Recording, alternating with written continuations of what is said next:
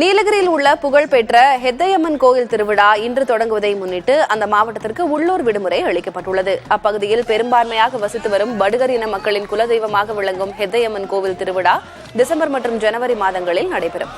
இதனையொட்டி நாடு முழுவதும் வசிக்கக்கூடிய படுகர் இன மக்களில் பெரும்பாலானோர் தங்கள் சொந்த ஊர்களுக்கு திரும்பி குலதெய்வத்தை வழிபடுவர்.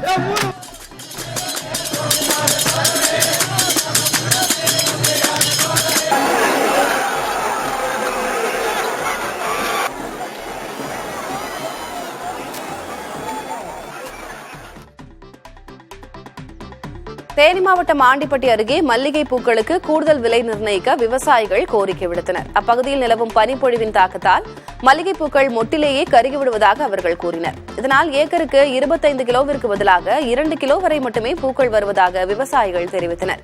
எனவே பூக்களுக்கு அரசு கூடுதல் விலை நிர்ணயித்தால்தான் தங்களுக்கு எடுக்கும் கூலியாவது கிடைக்கும் எனவும் அவர்கள் கூறினர். இந்த பனிக்காலத்தில் அதிகமாக மல்லிகைப்பூ விளைச்சல் இல்லை. ஒரு குழிக்கு பார்த்தீங்கன்னா முன்னாடி 20 கிலோ 25 கிலோ எடுத்துகிட்டு இருந்தோம்.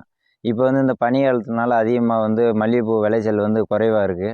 அதில் பார்த்தீங்கன்னா 3 கிலோ 2 கிலோ வர்றதே ரொம்ப அதிகமாக இருக்குது.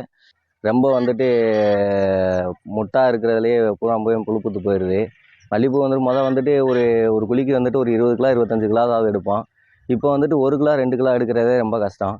அதையும் ஆள் வச்சு எடுக்கிறதுனால அந்த இப்போ ரேட்டு ஒரு 1000 1500 ரூபா போகிறதுனால எங்களுக்கு ரேட்டுமே கட்டுப்படி ஆக மாட்டேங்குது. சரி, சும்மா இருக்கிறதுக்கு செடியவாவது காப்பாற்றணும்ல, அதுக்காக தான் இந்த மல்லிகைப்பூ எடுத்துகிட்டு இருக்கோம்.